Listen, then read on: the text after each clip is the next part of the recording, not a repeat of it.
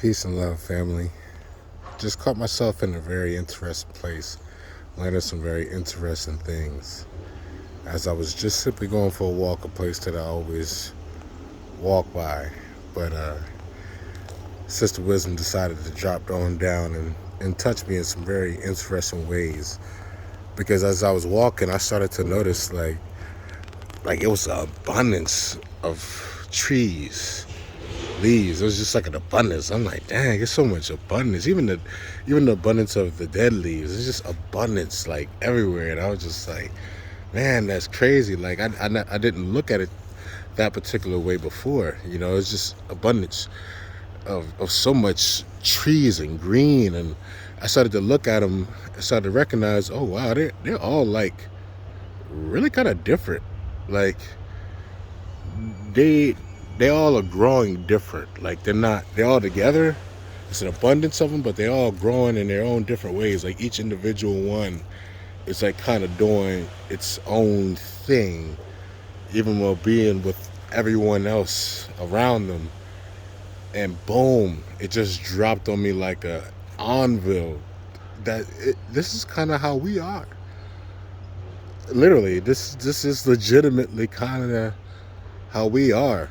These are just a whole bunch of trees and leaves and things that are growing. They're all living. They're all living. They all have their own path of life. They're not all doing the same thing, and that's intentional. Some of them may grow up straight. Some of them may grow up crooked. Some of them may intertwine and vine, and some of them may suffocate other trees, and some of them may clear the way for others, but they all got their own thing they're doing, and that's intentional.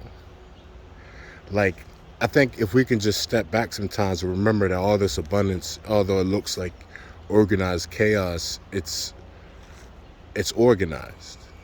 This isn't just happening like this. This is an abundance of different things, just like it's an abundance of different people doing different things, different goals, different parts. But we don't know which one of these are helping each other. We don't know which one of them is suffocating each other.